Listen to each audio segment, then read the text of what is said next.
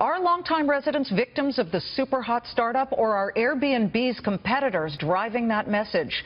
Valerie Ervin is the senior advisor at D.C. Working Families and was present at last night's hearing. Valerie, first, explain the problem you say residents and renters in D.C. are facing that you blame on Airbnb. First of all, my organization is very much in favor of home sharing, and that is when an individual rents out a room in their own home to make ends meet, to make some extra money. We think that's fantastic. But what we've seen in D.C. and other markets like D.C. is that the commercialization of whole buildings and more than one home is actually having an impact on the ability for D.C. residents to remain in their homes and have it be affordable. Well, that sounds like, forgive me for interrupting, like a problem with unethical landlords instead of an issue with Airbnb. Why attack Airbnb? There is an issue with Airbnb because Airbnb is coming into the city and they're buying up entire buildings. For example, rent-controlled buildings, which were put there for homeowners who are having trouble affording a home, and Airbnb is now buying up buildings and leasing out the rooms. But wait, sorry, can we go back to that graphic, because it shows the number of hotels versus Airbnb. The Airbnb are the little tiny green dots, and the hotels are the orange dots all over. This is on Airbnb's website, but I need to get to the ad. The woman in the ad, Valerie, purportedly shows a D.C. resident.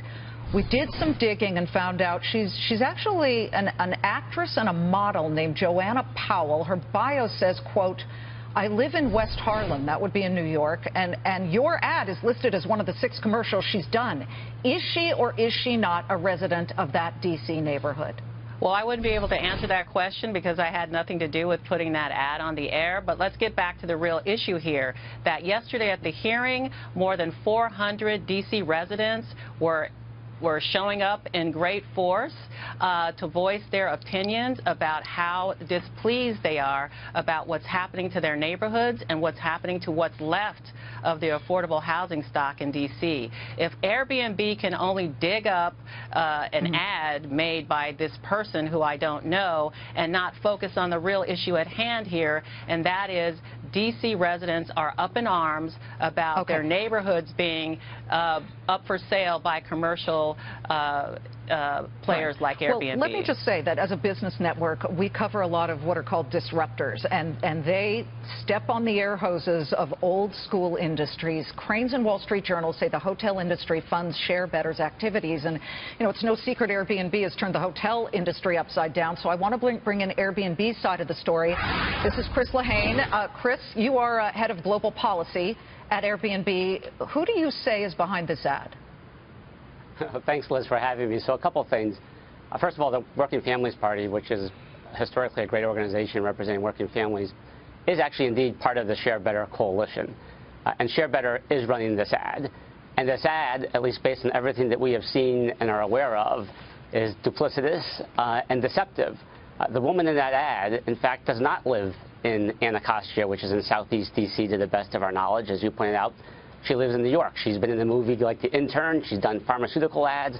But one thing that she has not done, apparently, is actually live in Anacostia. That is their ad that they are running to try to mislead people in Washington, D.C. And what's particularly deceptive about it, as your chart showed, in this part of D.C., which has historically been amongst the most underserved parts of the city, there are hundreds and hundreds of Airbnb hosts, middle-class people, regular people, working families, who are making money to make ends meet by making available their homes.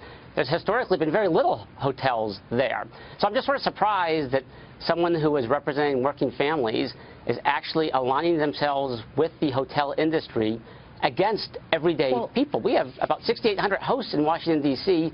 Typical host makes about $5,800 a year. They're middle-class people. They're using it to make ends meet. And you're absolutely right. At that hearing yesterday, there were hundreds and hundreds of people talking about just our value proposition. And one last point. She represented that we're buying up buildings in Washington, D.C. That is completely inaccurate. Factually inaccurate, demonstrably inaccurate. Big buildings. Let me just make that clear. You don't purchase big buildings that were supposed to be for low-income housing? That's exactly right. As you well know, and you are touching on this, we're a platform. People come on, they represent themselves, people can connect with them via the platform. Valerie, let me just make this clear for our viewers. Do you or Share Better or your organization get any money, any funding from the hotel industry or lobbyist groups associated with the industry? Not to my knowledge. We do not. Okay. And I find it really disturbing to hear Mr. Lehane talk about the fact that they do not purchase buildings or more than one home. They're purchasing up entire buildings and they're leasing them out. What's your proof on that? Short-term rentals. We have a report that indicates that that is happening, and as a matter of fact, the Attorney General of D.C. 2 days ago sent out a press release that there is a company that uses a very similar platform as Airbnb that's being sued by the city. So there's a lot of investigation going on. Okay, I just have to jump in here. That you're talking about completely different. She's talking about a completely different company. Airbnb is very transparent. In fact, we just did a study involving one of the leading nonprofit housing entities in Washington, D.C. that drilled down to the neighborhood level and zip code level and documented what we were just talking about. And so, look, it's really important to be accurate here, right? We're in a time where there's tremendous economic inequality. We're not the solution to economic inequality at Airbnb, but we're a platform that are helping everyday people use their house to make ends meet. And this is an organization that's actually associating itself and siding with the hotel cartel against people who are doing this on an everyday basis. And it's important that you actually are accurate with the facts. I'm just asking you, please be accurate with the facts. You can't misrepresent stuff. You have an ad that's misrepresenting who the people are, and you're misrepresenting basic facts. There is no representation of facts going on here. We've got to jump in here because we are running out of time. But we're going to have you both back because we are going to continue to follow this story fair and balanced. And it's good to see both of you. Valerie Ervin, D.C. Working Family Senior Advisor, and Chris Lehane, Airbnb Global Policy Head.